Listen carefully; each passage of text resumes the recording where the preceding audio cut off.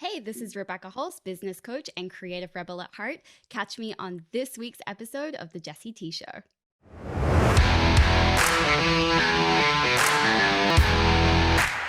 Rebecca, welcome to the Jessie T Show. Thank you for having me. I'm ready to get stuck in. I can't wait. And thank you so much for pivoting an hour or so. We had, change in the schedule and you've been very accommodating. So I'm super excited to have you come on and share your story and share your journey. So tell us a little bit about who you are and what you do. Yeah, so I'm Rebecca and I am a writer, a business coach, and just a person who has lived with scatterbrain and inconsistency for far too long to consider judging myself for that ever again, and has just decided to truly live in that space and enjoy the fact that I cannot stop coming up with ideas and I cannot stop living and talking and creating in the world of energy. I love it. I love it. So what does that mean for you in the world of energy? Do you work with energy? Are you some sort of like guru? Like, what do you do? I'm definitely not a guru, but what I do is I just live it. So for me, I'm not about teaching a tool that I don't use or live, and I'm not about giving people tools that they won't actually use and live. Like for me, we talk about if you only have a hammer as a tool, then everything looks like a nail. I love to have a bunch of different tools, but for me, they cannot stay in the book. They cannot stay in the manual. They can't stay in the class. You need to be picking them up and living them. So while I don't necessarily work with a particular kind of energy work, what I will do is I will be aware and present of every single energy that comes to me, whether I consider it good or bad in that moment, and to use it and work with it and mold it into something that will work for me. And what type of people do you work with in this, field that you work in? I tend to work with the scatterbrained creatives, all the people that have gone, oh my God, I have too many ideas. I suffer with bright, shiny object syndrome. I don't know how to get things started. I always get distracted. You are my people. You can relate from experience. Definitely. Speaking about experience, what's your journey been like? How did you get to what you're doing today? That is a great question. So I got started on a bucket list that I was like, this will be solid. This will take me like a good 10 years. And that was to dance professionally, to travel the world, to start a business that was helping people, and to fall in love. And I remember sitting on this cruise ship where I was traveling to a new island I'd never been to, about to do a dance show that night with my boyfriend at the time. And I just started my side hustle of a coaching business. And I was like, holy shit, I'm 20. This is supposed to take until 30. What the fuck am I supposed to do for the next 10 years? And I was like, well, that was fast. Okay. Universe, what is next? Because I literally had no idea. I was just astounded that things could happen so quickly. But it wasn't that they happened, it was that I created them. I didn't realize that until later, but then I started to just see where the universe was pulling things into my lap. So then I found a new modality that I really love called Access Consciousness and started digging into their tools. I got a lot more engaged with the spiritual community and found these gorgeous, incredible healers and artists and painters and creators who were shite at business. And I started pulling all of these together into what I do today, which is helping those people that really can change the world, that really can make a difference, the movers, the shakers, the creators, the artists, the painters, the healers, the speakers, and actually let them shine in the world with their business. Talk a little bit about access consciousness. What is that? So Access Consciousness is a modality that was created by Gary Douglas and Dr. Dane here. And their motto is empowering you to know that you know. So it's about creating your own consciousness and empowering you to know. So you're not always going to someone else for advice or to someone else to fix what's going on in your life. Their point of view is that everything that is in your life, you have created it, and you can also uncreate it if needed. And what does that look like? Is subconscious training, or is it talk kind of tracks? It's mainly asking questions. We have a clearing statement, which you will actually find in my book and in a lot of my work. And it is also working with some hands-on body processes too. What I love about access consciousness is how insignificant it is. It is very much just letting you be how you are. It's full of dry and dirty jokes. It allows you to swear. There is no real right or wrong, and it's always about being in the question. How long have you been working with access consciousness now? Probably 8 years now. Wow. And what from the 8 years, what have you noticed in terms of changes in your life, or whether it's business, personal? Gosh, so many things. I would say the number one thing is I fully trust myself and have my own back. I am committed to being in my life and to creating it as exactly I know as possible. That I'd say is the biggest change. But yes, I've created a six-figure income for while the world was open. I was traveling it constantly for probably 6 years straight with ease. I have had the chance to be in so many rooms of people going through incredible transformative experiences, and being able to facilitate that has been a huge joy to me. And it's also helped create things like relationships that are a really deep and meaningful and easy connection, and to also help me be everything in my life that I really crave and desire. And I think that's really important. I was talking to a relationship expert earlier today on one of the podcast episodes, and it was similar to where um, just calling things into your life, and letting Yeah. letting you obviously have to do the work too, but at the end of the day, like just creating a vision, a an archetype of how you want your life to play out. And it sounds like you did that pretty early on, right when you were 20, with travel the world, dance, and meet a significant other. And so in terms of these like workshops or facilitations that you provide or were providing, kind of, especially before COVID, what would that look like? Like, so were you in an auditorium with a bunch of people walking them through exercises, kind of like a Tony Robbins kind of feel, or were you doing more like Definitely not. intimate, like smaller? Like, how did it work, and like what were you teaching these people as they were going along? Well, we'd have a big range. I mean, some of our events are, a couple of thousand people, some of them live in the room and some of them online. And then some of them were like deeply intimate with like 5 to 6 people. So you do have a full scope and range of both of those different energies. But here's what I would say is what this experience is like is anytime that you have a question or that you have something that you desire to change, you're 80% of the way there because you've already made the choice. Mm. And so, what Access Consciousness is doing is when you ask a question, they're providing you with an energetic shortcut to your awareness of how you can create that.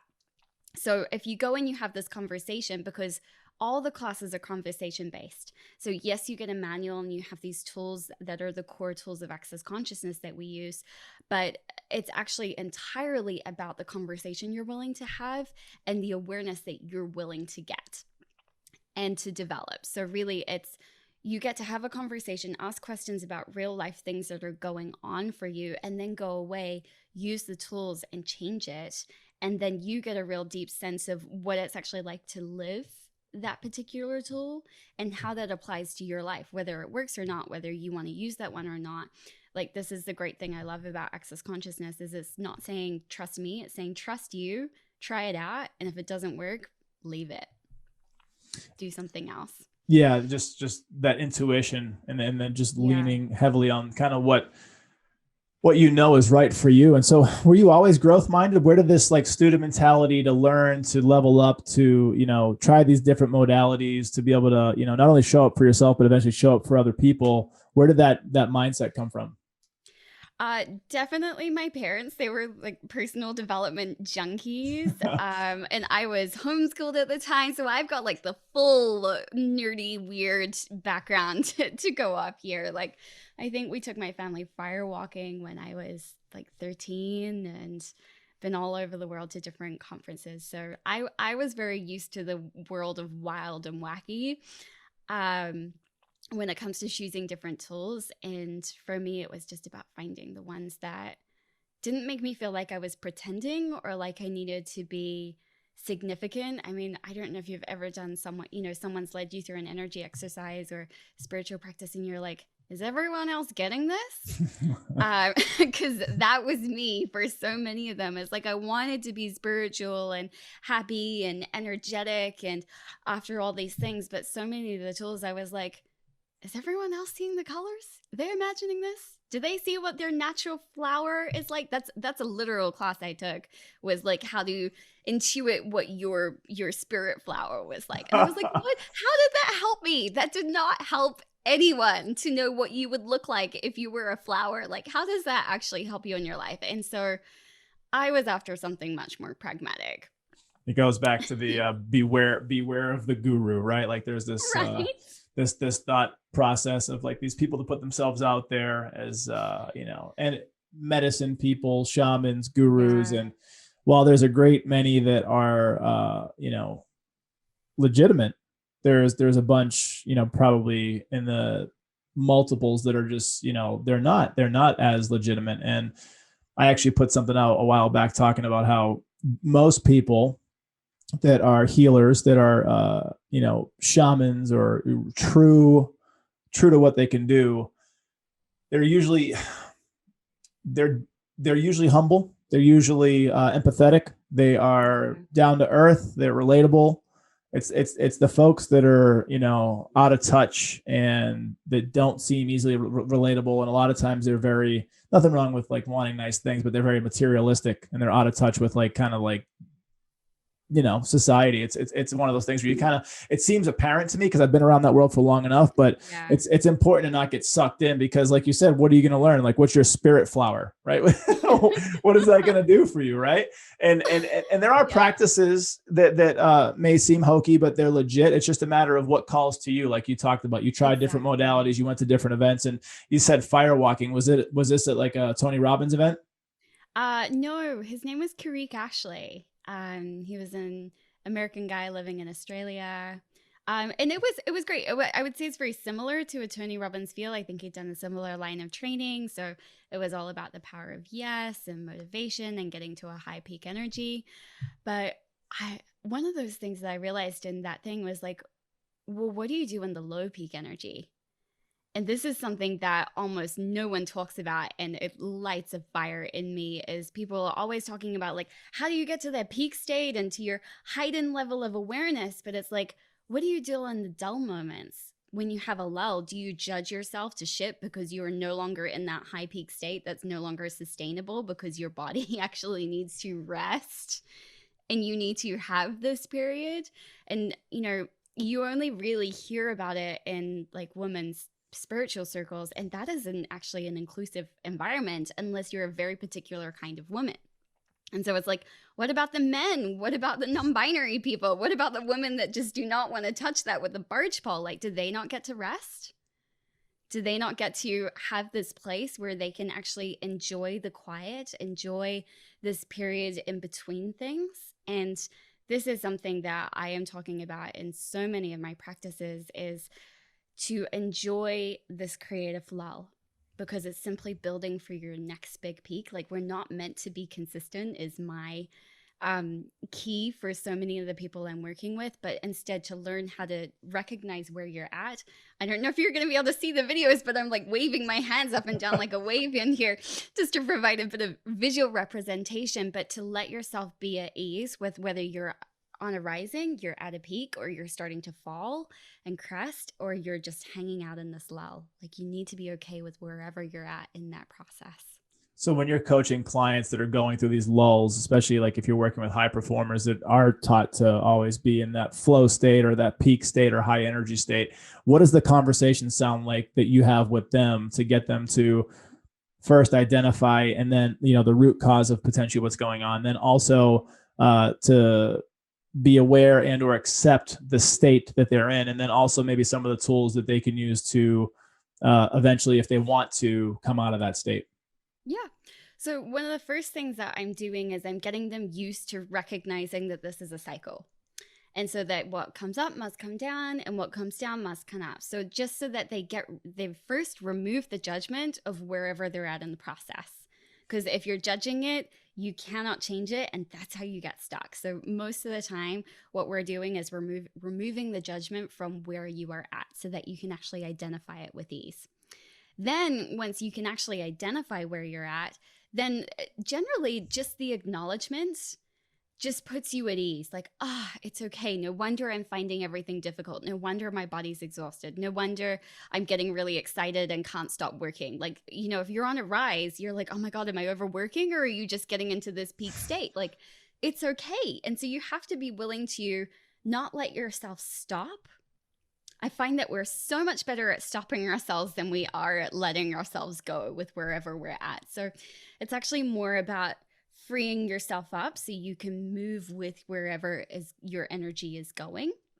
So we'll talk about where they're at, we'll identify it, we'll acknowledge it, we'll let themselves get more free with where they're at in the moment. And then we look at how they function and what are some of the key tricks. So if you're in that lull stage, you need a bit of Netflix. You need more sleep. You need to start gathering more energies into your world and allowing that restful period. So that's where I will actually recommend a lot of movies that have big creative sparks into their world, so that they get this idea of like, they feel like they're being more creative even though they're still resting. And I think that's really important. So it's like in my free Facebook group, every Friday I'll post a different movie or something, so that it's like, if you're in a creative lull, sit down and watch something or read something and just let yourself relax. Because if you relax, the energy picks up faster. So go for it. I feel like you've got some questions or something you want to say. Everyone's different, right? And everybody has a different Yes. pace, but everybody does go through these roller coaster cycles of Yeah. the peaks and valleys. And so, obviously everything's situational, but what about the flip side to this thought process, where you have people that are always like push through those lulls, or they're trained to, continue to just keep moving forward, and kind of, as they're moving forward, the momentum, motion creates emotion kind of thing, and you can kind of pull yourself out Totally. of it. What are your thoughts about those types of methods versus kind of the respite periods?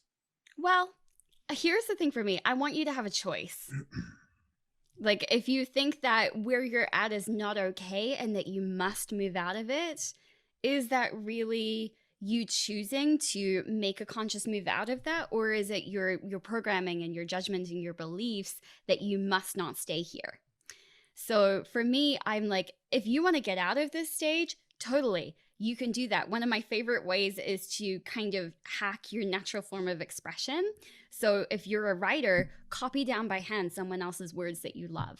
If you're a speaker, have a conversation with a friend, or like ask some questions, or just, read out loud something that you love. If you're a drawer, trace over someone else's drawing just to get yourself into the movement. Like, I'm a huge fan of self-starting when you need a little bit of a boost. One of the other things I will do in that time, though, is really consciously gather in energy. I won't let myself expend any energy into the next creation yet. It will always be about pulling it in, gathering it in more. So then when I get to the next stages, it's easier and I have more energy to work with. But again, that's the difference between when you're in what I would call the fuck around stage versus you're in a true creative lull. Because you know when you need deep rest and you need to relax and let the next project get on an upward cycle again, versus when you're going, I don't really want to do this, or let me nitpick on my previous project instead of launching it into the world, or I'm afraid of what people are going to think, or I don't want to start it yet because I don't feel like I'm going to do it a good job. Like, those are signs that you're actually in a fuck around stage instead of you're in a deep creative lull where you're like, where are the ideas? Why do I not have a new one yet? And what if you have, just thinking about this, just the type of person that's always on the go, always on the move, always, in a momentum based place. If for whatever reason, if it's financial, if it's for, any number of reasons, they feel like they need to continually be moving, doing something. What do you say to those types of entrepreneurs or executives or creatives that to be able to create space and get some of these restful moments, even if they still need to continue to do the thing, whatever that is? Well, that's where it's really about how you're choosing to live and in your day-to-day moments. Like I actually just recorded a new ritual yesterday just called rest because I was like, this is silly. Like we walk around with the weight of the world on our shoulders. I'm not excluded. I am very good at being Atlas. I've made a professional career out of being Atlas. And having the world on my shoulders. But it's like, really? We can't set that down for 10 minutes? Really? So you're I saying 10 I minutes is didn't believe enough. it. I think you can. I think you can consciously create an energy of rest and relaxation and rejuvenate yourself in a short period of time if you're willing to be really present and actually fully let yourself go. You actually really do have to like pick up that world, set it down. It will still be there. All of your worries, everything that you're concerned about, they will wait. They really, I promise you, they're not going anywhere unless you figured out that you didn't really need them and then you can tell them to fuck off. But they can stay there while you take this time for myself. I promise that they're not going to go anywhere. Okay, so just to kind of put this part of the conversation to rest, I would say if you have somebody who can only carve out 10 minutes, again, this is their quality of life. This is how they're choosing to live. So, that's a whole nother side. But as far as what does the 10-minute look like? If someone's just doing the thing, they want to stop, they want to get some sort of period of rest to be able to recoup, even if it's for 10 minutes, what does that practice look like in reality? Should we do one? Say We again? could do one right now. Yeah, let's do it. Okay, cool. So first it's like, no matter, I get that you could be multitasking in this moment. So if you can't close your eyes or, keep driving is what I'm saying. Like you can still take this time no matter what you're doing, just adapt it to wherever fits the activity that you're also doing. But first, it's like I would say, let's just get a little bit more into your body. So any kind of movement that feels good to you. For me, that tends to be like putting my hands on my body and touching. So it's like I might be rubbing my thighs or moving my shoulders, or you might want to tick-tock your neck ear to ear. But so take some time just to like really move your body. Maybe it's like you crack your toes or you do a bit of a spinal twist. So it's like, let's just take a bit of time right now just to move your body in a way that feels really good to you. Whatever that looks like. It's like if you're driving, you can definitely do a shoulder roll. And you can also breathe. What? Talk about multitasking. Right? So take some time to deepen your breath. And I'm not going to guide that because it needs to be what's right for you.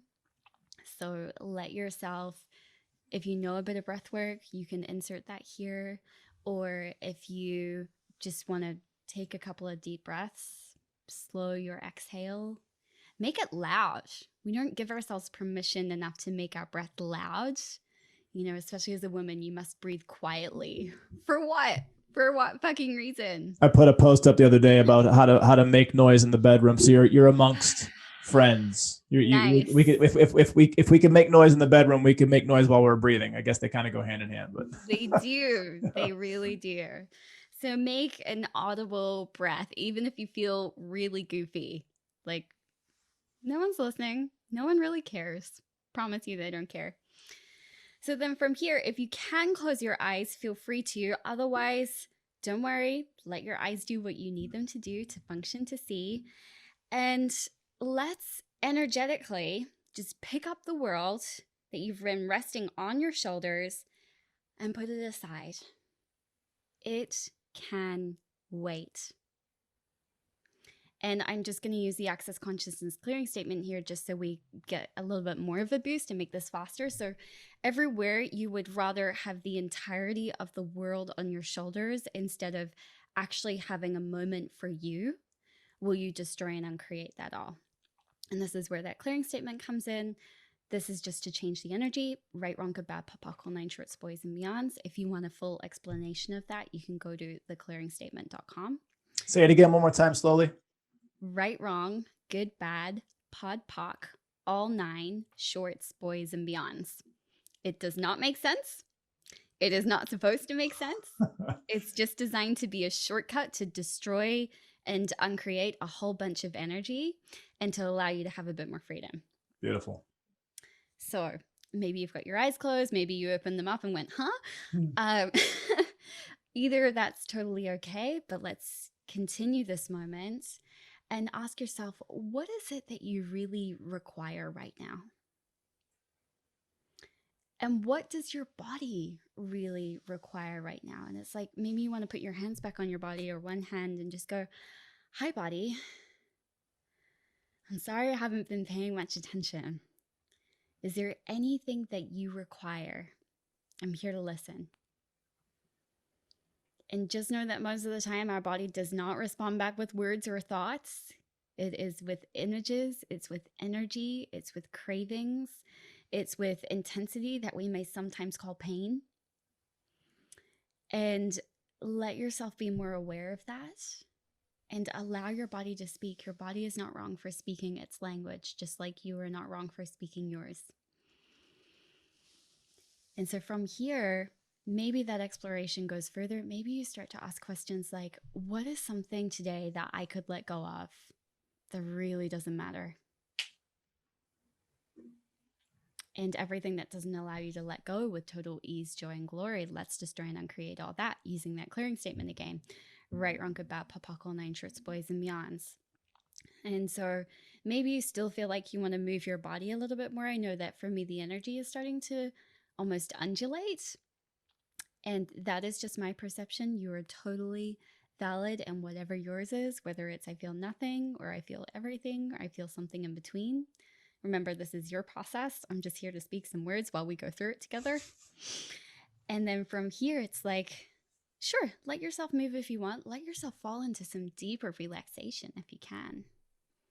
It's okay. It's just Jesse and me and you here having a good time, enjoying some energy together. That's it. There's nothing else required of you right now. And if those worries or things or the world is starting to creep back in again, just notice it. It's okay. Remember, it can wait. The world will still be there. It ain't going anywhere. So from here, it's your choice whether you want to just take in a few more deep breaths, if you want to stay in this energy, or what if you just let what we've created in this moment like trickle out into your entire day, like let it bleed through and permeate the rest of your day. So you could almost imagine a trickle of energy just reaching out into your future. Cool. And then from there, if you have had your eyes closed, you might want to move your body a little bit more and then softly open your eyes, take in another deep breath, and just say, hi, world. What if you had to be more afraid of me than I was of you? So just 10 minutes a day as needed. Yep. It's incredible. I think actually Tony Robbins might have said this, but he's like, if you don't have 10 minutes, you don't have a life. Agreed. If you can't carve out 10 minutes in your day, you're not living life to the way that you probably should be. I mean, I get it. If you can't meditate for an hour or if you can't do a spiritual practice for whatever, but you can find 10 minutes, and it's all all the time that we think that we don't have. If we really were to dissect our day, we'll see that we're wasting hours. And, there's different ways to carve out time, but it's a pattern disrupt. It's a way to check in. It's a way to, let energy flow, let it flow, let it go, which was a beautiful thing I learned in Peru on a plant medicine journey. Just let the energy do what it's doing, and, just check in with your body, which is super important because this is the vessel that gets us through this reality. And it's going to be important to have an operational vessel to be able to get around and to do things and enjoy this life, especially if you want to do stuff outside of business. Like this has been very, what do your clients do and what, but like we really want, the whole point of this is just to live life well and to enjoy life. And a lot of times people work so they can make money, so they could go do things that they really want to do. Like work is usually like a means to an end. There's there's some people that get to actually live the life they want to live. I was thinking about this earlier, but like trading time for money, most people will take a job that they don't absolutely hate, but they dislike. Like most people that I know that have a job aren't happy with their job. And so you need little tools like this in your tool belt to be able to get yourself out of those mindsets where you may not be happy, you may not be feeling it, you may not be in the flow. And if I think it's like any other practice, if you do it enough consistently, you're going to see the benefits. Definitely. And for me, it's like I do a lot of my rituals like the one we just did in the shower. It's like there's a really easy thing to do. It's like you're already in there, you're already generally alone. You can actually just ask yourself some questions and spend some time, caressing the soap into your skin instead of just clinically washing. Like you can just add that little touch of presence to turn it into something that is a really nurturing experience for you.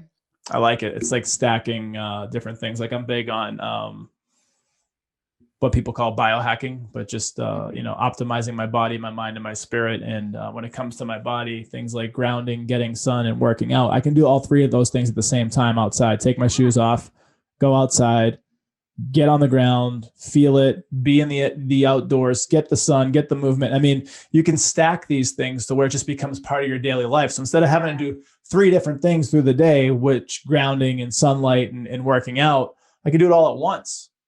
Throw on some music. I can even get some ecstatic dance in there too. So now I have four different things, and if I want to, I can do that 5 or 10 minute meditation. I mean, it's just all in whatever you deem important. This is one thing that people have to understand, and they know it, but it's like whatever you deem important, you're going to make it happen. Yeah. If I think it's important to go do something, there's nothing that's going to stop me. And so now you have to put that emphasis on yourself and your own self-care, which most people don't do. So Yeah, it's a big shift, and we live in a reality that tells us to make ourselves worthless and to value everyone else and everything else over ourselves. And unfortunately, it's up to us to go, fuck that. I'm not having it. I'm going to yep. choose something different. And, if this conversation and if what we contribute to the world can contribute to you saying that and to having that priority for yourself, then our work here is done. Yeah, if you need any help with the art of or saying fuck that, there's a book called The Art of Not Giving a Fuck that's really good. Definitely a good there's choice. there's some good mindset pieces in there. So talk about the book. Talk about what you've Oh, created. yeah. Yeah. So I've created a book called Rebellious Rituals. And really, for me, it's the self care guide for the inconsistent at heart to being everything you crave. So for me, it's really important that self care isn't actually about spa appointments or 8 hours of sleep or all those things that we're told that we need. It's actually about looking at what is it that I really want my life to be like. What are those energies and those things in my life that I really crave, and how can I be that for myself? So for me, this book is a whole bunch of rituals to shortcut that and allow you, and just by opening to a page, reading what's there, doing the ritual on the page, creating a big change in a short amount of time. Love it. Love it. And what has the process been like? Is this your first book? Is this multiple books for you? This is my first solo book. So I've been a writer and a contributor to many different books over the years, but this is definitely my first solo book. Do you have a And copy you can show us? I do. I do. It's right here. Oh hell yeah! I love the cover. How'd you come up with the cover? Um, well, here's the thing with me is I believe that ideas come to me and that they desire to come and work with me. So when this book came to me, it was like, I'm going to be a book. And it was like, great, let's work on it. And it was like, no, no, no, I'm going to tell you what this is going to be like. And you're going to have to wait. And it was like the hardest and weirdest thing I've ever done. But the image was very clear to me. And my designer Minaj was absolutely amazing in creating this entire look and feel. And when I first saw it, I was like, oh, fuck, that's too bold. That's too aggressive. And then I was like, what do you mean? That's exactly what a book cover should be. So it's up to you to decide what this book cover is, what its ingredients are. But I love how polarizing that is. And I will leave that up to you to go and check out the book cover to see what I mean. Can you share what it means for you? For me, it is just a big splash of something brazen and bold and unignorable. Got it. Hey, and it catches attention. So, what was the Yes. process like? Obviously, it wasn't. I don't know if there's ever really a traditional way to write a book, but there is definitely like you can do the outline, you could start with the end, you can do all these different things. What was the process like for you since you were kind of being guided? So I started by, falling in love with certain books again that I absolutely love, and rereading your favorites and pulling out little pieces of the puzzle, things like it's going to be square, it's going to be a coffee table book. It's going to be something that you can read in short, bite-sized pieces. I don't want you to feel like you should be overwhelmed and read the entire book cover to cover, different little elements like that. And then I got distracted and I filmed a video course, which was of the same name, and recorded all these rituals. And then I was like, well, that only works for people that love video. So let me make it an audio and a PDF as well. And once I had done all those formats, then the book was like, great, here's half the writing of the book. And so I had all these rituals there, and I was like, well, people might need some context. So basically, I just sat down and, based on the themes of these different rituals, just downloaded the universe onto the page, basically, and wrote a little letter. Who is this book for? This book is for the yogi that drinks wine. I love it. My kind of people. And what are some of the rituals? We just did one. Yeah. I'm assuming that's in there. No, it's not. No, that's a new. That's brand new. You heard it here first. You and me. Hell yes. You've never heard that before. It was just here, just for this podcast. Very cool. Yes. So we have things like the morning question. So I literally have the routine I do in the shower in here. So you can have me in your shower. I don't know if you want that, but the invitation is there. Some people might be down. You never know. Exactly. Hey. Things like the introvert's BFF. I woke up like this. A ritual for when you're cranky or you're feeling weird. A ritual for when you screwed up. I think that's really important. Let's hear that one really quick. That one stood out for you. Sure. 95. Okay. The other thing is this book is filled with beautiful pictures and some artist work that I love and different quotes and things. It's designed to be this real coffee table, beautiful experience. So here's our page. I screwed up. And so it says, we all know the moments where we went too far, pushed too hard, and went against that niggly sense in the back of our awareness that something was off. You know now, you know. Is it really worth beating yourself up again? Release yourself. The damage is done, but repairs can be made, even if it's only internal. Admitting vulnerability can seem like the biggest defeat, but what if it was actually the beginning of true strength?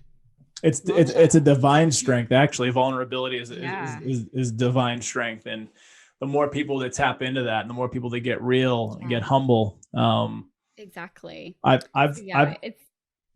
It's just a little snippet to allow you to be okay with however you screwed up and to get yourself through it, whether it is actually fixing it in some form, but at least energetically moving past it so you don't get stuck.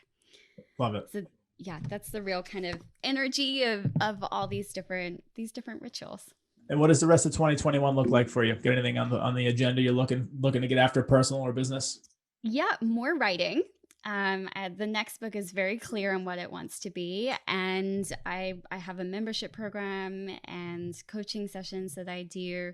And then, it's also, I'm definitely in the process of decluttering my entire life. I've had a few big changes with the loss of my mom this year. So definitely having to recreate my entire life. So that's very exciting. There's a book, if I've heard of it, called Essentialism. Have you heard of this?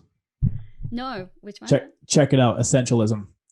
And if you want to declutter in a lot of ways, it's a spiritual thing, but it's also like physically decluttering and doing different things. And it's where I'm at in my walk in life too. Like, and I'm not a hoarder by any means, but I have a lot of stuff that just sits there. And there's this woman named Marie Kondo. Have you heard of her before? Yes. Yeah. Yes, I have. I found her on Tim Ferriss's podcast years ago. And she's like, if the things that you have don't spark joy, why do you have them? Exactly. And I'm at that point where it's like, I'm 39 years old. I've lived some life. I've seen some life. I have a lot of stuff that like I thought was awesome at one point, but maybe it's just been sitting there for years and I don't touch it anymore. So like, you know what? It's time to move on. Yeah. I get it. And you can do that from a spiritual standpoint too. Exactly. Relationships, Yeah. It's a big thing right now. Like my parents' memoir could have been called Just in Case, if it was based on the things that they have in their life that I'm not going through. Just in case, but most likely never need again.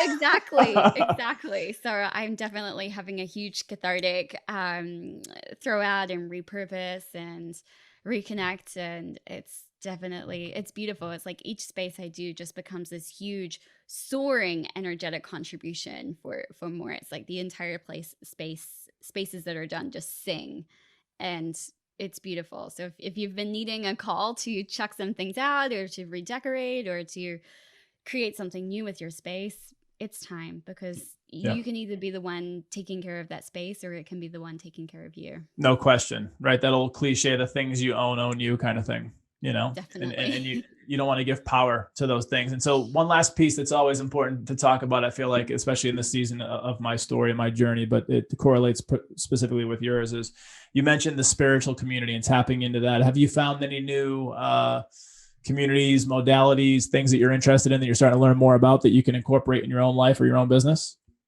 I'm definitely enjoying a lot more breath work recently. That has Very cool. been a beautiful thing for me.